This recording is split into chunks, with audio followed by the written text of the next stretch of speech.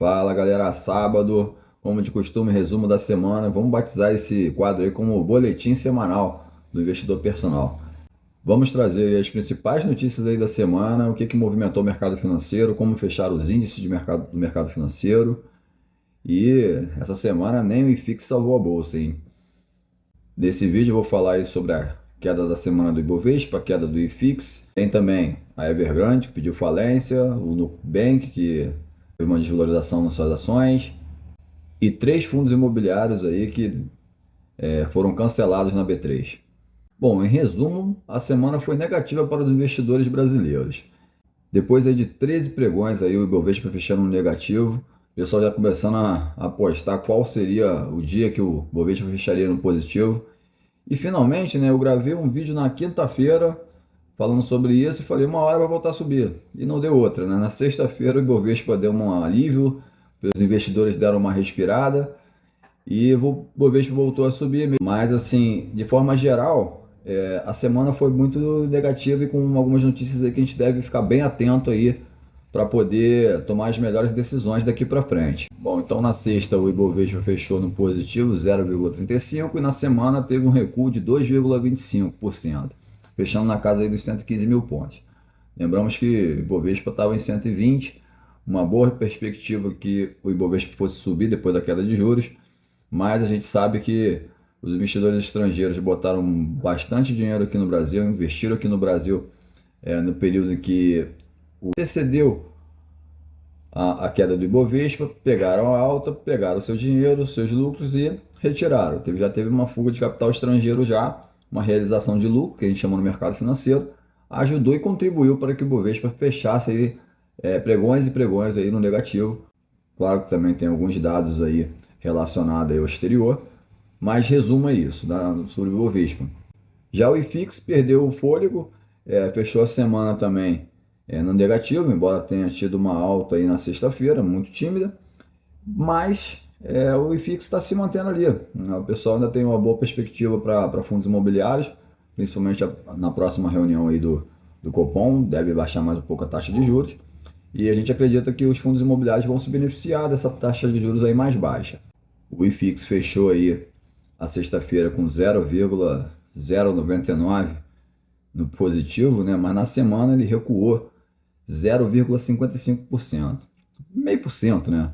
Então, assim, deu uma recuadinha acumulada até que boa para o índice que não varia tanto quanto o Ibovespa. Uma notícia que me chamou a atenção foi o encerramento das operações de três fundos imobiliários, cancelado, né? Três fundos imobiliários na B3, por liquidação e por incorporação. Os fundos são Shopping Jardim Sul, GRDM11, Mora Gestão Ativa, MRTV11, e o Galápagos Fundos de Fundos, tá?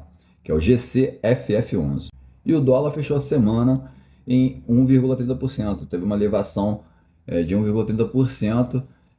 Na sexta-feira ele beliscou lá os R$ 5, chegou a ser negociado a R$ 5, mas teve um leve recuo no final, mas encerrou a semana com uma valorização aí de 1,30%. Está flertando ali com os R$ 5. Bom, agora uma notícia que a gente deve ficar bem atento, que vem da China, que é a Evergrande, né, pediu proteção à falência no mercado norte-americano, nos Estados Unidos. Ela está com uma dívida enorme. Eu trouxe para vocês aqui alguns dados aqui que eu gostaria de ler e compartilhar com vocês. Nós, investidores brasileiros, devem ficar bem atentos. A questão da China é sua crise imobiliária, a economia da China. Os dados que vêm vindo da China em relação ao mercado imobiliário não são muito confiáveis. Quando eu falo que não são muito confiáveis, não estou falando nem em questão de serem camuflados. Eu não vou fazer uma acusação aqui leviana, mas a metodologia que eles usam, isso eu li, é uma metodologia meio que defasada. Eu vou ler algumas notícias aqui para vocês que vai fazer com que a gente reflita um pouquinho, porque se a China está apresentando uma desaceleração da sua economia, os dados do mercado imobiliário da China vêm tendo resiliência a essa economia da China que está tendo um recuo, a gente deve desconfiar um pouco, porque várias empresas brasileiras são muito dependentes da China, principalmente a Vale, que tem um peso grande na nossa bolsa. Tem várias empresas que dependem muito do mercado chinês. Então, para vocês terem uma ideia, eu vou ler aqui alguns dados, tá? Para vocês entenderem um pouco o que está acontecendo na China.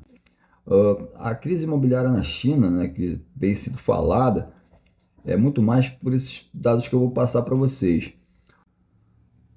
O preço das casas novas da China, né, caíram apenas 2,4%, segundo dados oficiais. Já as casas usadas, as casas mais velhas, caíram 6%.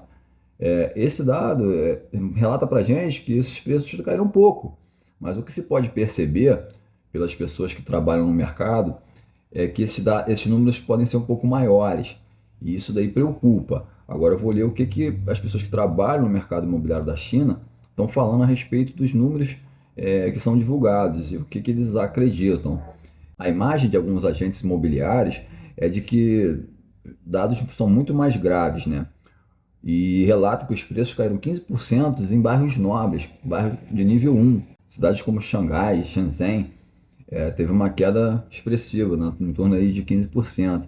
E juntamente com as cidades de nível 2 e 3 da China. Para vocês terem uma ideia, nessa notícia que eu pude ver, eu posso até trazer depois aí, deixar no link aí o site que eu li.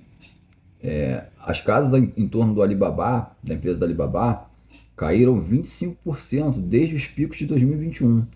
Então a gente percebe que essa crise pode estar sendo bem maior do que a gente está observando pelos dados oficiais da China. Isso daí preocupa bastante. E a gente sabe, né, que essa fraqueza desse setor imobiliário da China é o tendão de Aquiles deles, né? Se caso essa bolha estourar, vai ser complicado para a China continuar crescendo o que ela cresceu nos últimos anos. E a gente teve a notícia aí da Evergrande, que pediu proteção de falência nos Estados Unidos. E eu vou ler aqui para vocês, a dívida da Evergrande corresponde a 2% do PIB da China.